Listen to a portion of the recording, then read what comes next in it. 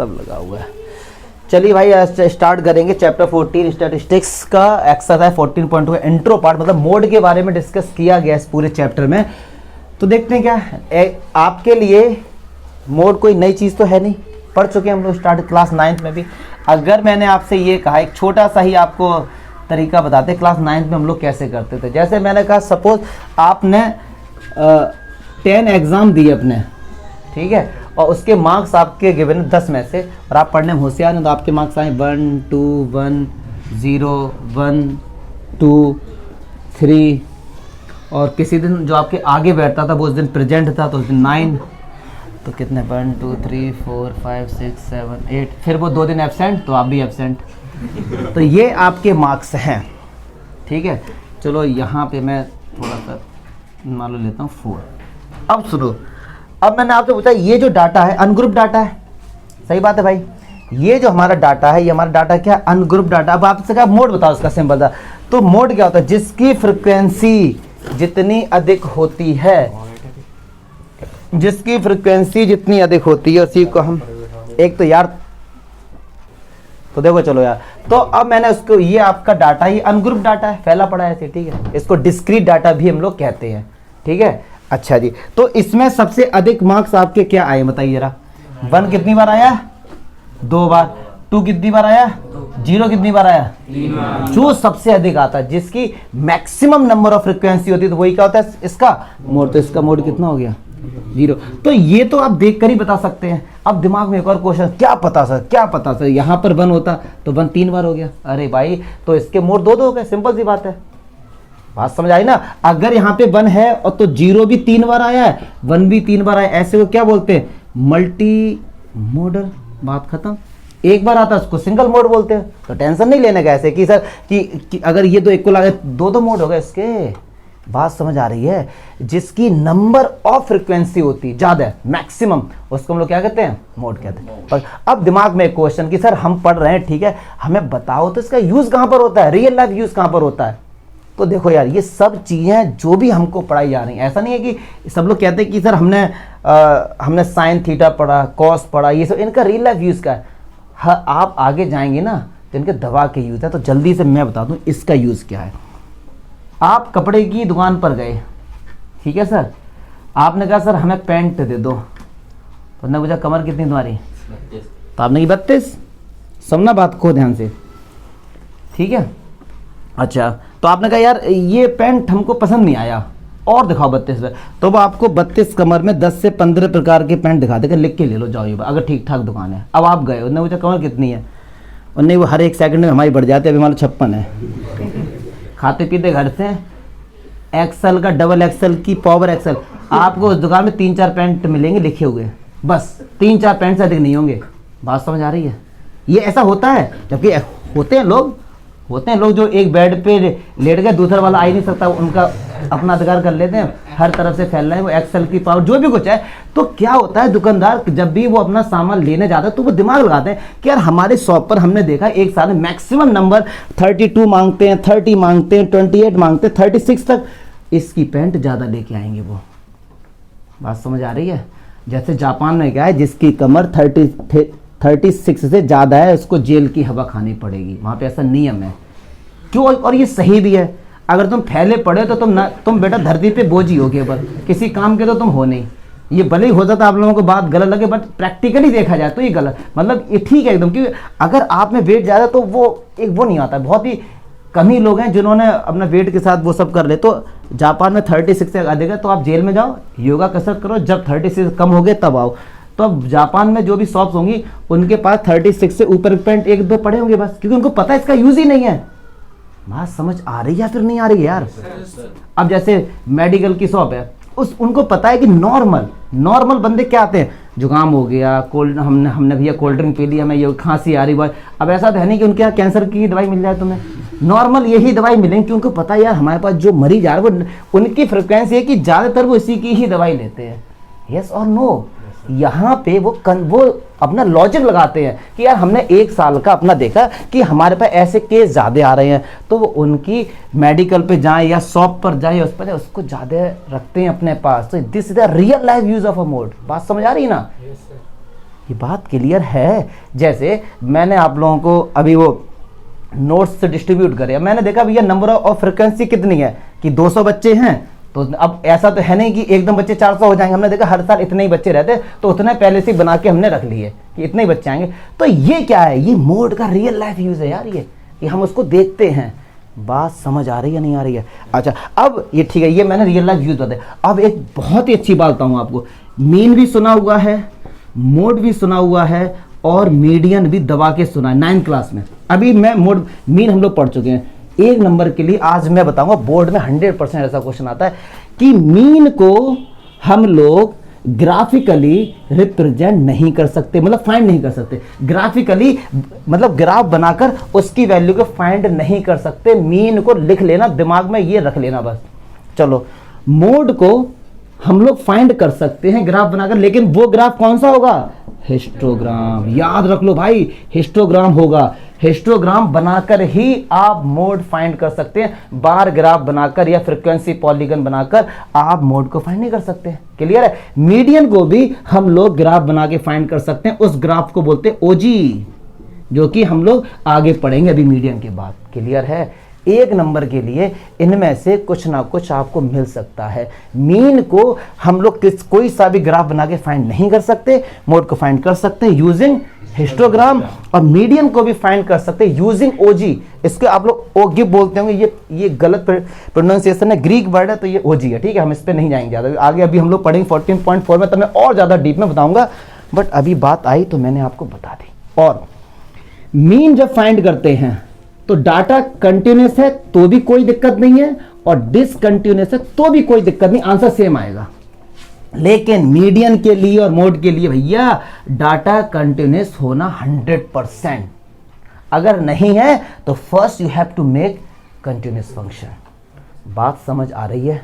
ठीक है, अगर कोई डाटा आपको डिसकंटिन्यूस दिया गया और कहा मोड फाइंड करो, तो first you have to convert into the continuous. Yes और नो? और इसी याद रखो, कंटिन्यूस डाटा को एक्सक्लूसिव डाटा भी हम लोग कहते हैं। ठीक है, ये 1-1 नंबर की बातें बता रहे हैं यार, क्योंकि ऑब्जेक्टिव क्वेश्चन इसमें भरमार होगी, 1-1 नंबर में आएंगे तो ऐसे ही क्वेश्चन बन जाते हैं। बात समझ आ रही है भैया? ये क्लियर है? ये छोटी छोटी चीजें जो आपको आनी चाहिए। क्लियर है? अब मैं क्या करता हूं, ग्रुप डाटा लेते, एक कंटिन्यूस डाटा लेके अब उसका मोड कैसे फाइंड करते हैं, तो वो अभी हम लोग सीखेंगे। और इन सब का मीन, मीडियन, मोड के जितने फॉर्मूले, इनके प्रूफ जो हैं एग्जाम में नहीं आते, बट हम पढ़ते हैं नॉलेज के लिए, तो इनके प्रूफ के लिए एक अलग वीडियो बनाएंगे हम लोग, अलग बनाएंगे। इसी में हौच-पौच नहीं करेंगे एक, क्योंकि बहुत से बच्चे होते हैं जो केवल नंबर ही चाहते हैं, उनको नॉलेज से घंटा फर्क नहीं पड़ता, तो हम लोग एक अलग वीडियो बना देंगे सर। क्लियर है? अब एनसीईआरटी का एक एग्जाम्पल लेके मोड का आज कंसेप्ट क्लियर करते हैं। ठीक है सर? अच्छा एक चीज और, हाँ एक चीज और, मोड के लिए जो विड्थ होती है ना, अगर 0 से 10 है, 10 से 20 है, और कहीं 20 से 28 आ गया, डाटा कंटिन्यूस है? बिल्कुल है। लेकिन इस टाइप का डाटा हम लोग मोड फाइंड नहीं कर सकते। क्लास 10th में कर सकते हैं, हायर क्लासेस में हम लोग पढ़ेंगे, क्लास 10th में नहीं कर सकते। तो मोड के लिए एक और चीज याद रख लो, क्या कि जो डाटा है ना, उनकी जो विड्थ है वो इक्वल होनी चाहिए। बात समझ आई? इतनी बातें बोले भैया, इसको लिख लेना, नोट कर लेना, हौच पौच ना हो जाए, मोस्ट इंपॉर्टेंट बातें हैं ये। क्लियर है? मोड के लिए जो डाटा है ना, इनकी जो विड्थ है वो इक्वल होनी चाहिए, बट ऐसा हार्ड एंड फास्ट रूल नहीं है। हायर क्लासेस में पढ़ेंगे, जब डिफरेंट अलग अलग है तो भी हम लोग मोड फाइंड कर लेंगे। लेकिन 10th के लिए you should keep in mind, 10th के लिए तो आपको ये भैया रखना है। क्लियर है? चमका भी एक एग्जाम्पल लेते हैं।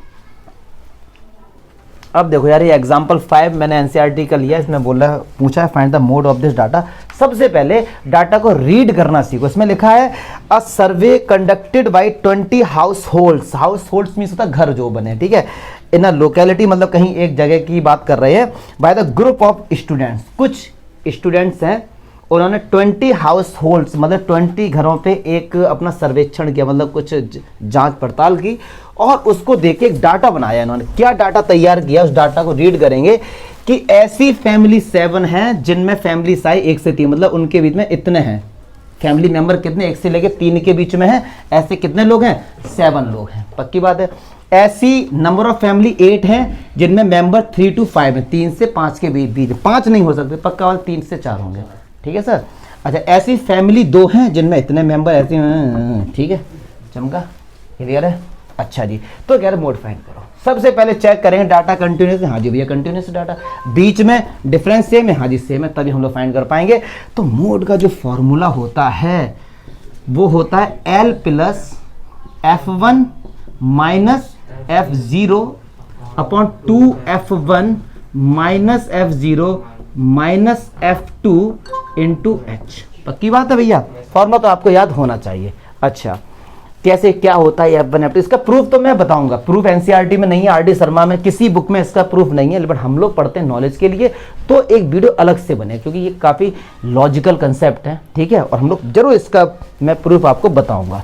चलिए यार अच्छा देखो ये कैसे स्टार्ट करते हैं। अब हमको पता है कि मोड मीन्स होता है मैक्सिमम नंबर ऑफ फ्रिक्वेंसी, तो हमने देखा इसमें सबसे ज़्यादा बड़ा क्या 8, पक्का, तो ये नहीं है कि ये आंसर हो गया क्योंकि ये तो ग्रुप में है यार, तो ये पता है जो सबसे ज्यादा होता है उसके सामने वाली जो क्लास होती है उसको क्या बोलते हैं, मॉडल क्लास। क्या बोलते हैं उसको, मॉडल क्लास। ये कितनी मतलब इसका जो मोड आएगा इनके बीच में ही होगा कहीं ना कहीं, जब सबसे ज्यादा ये तो इन्हीं के बीच में ही होगा ना, यस और नो, ठीक है सर। अच्छा जी, तो मॉडल क्लास में जो सबसे छोटा होता है उसको लोअर लिमिट बोलते हैं। एल कितना हो गया 3, ठीक है सर, एक चीज पता लगी हमको।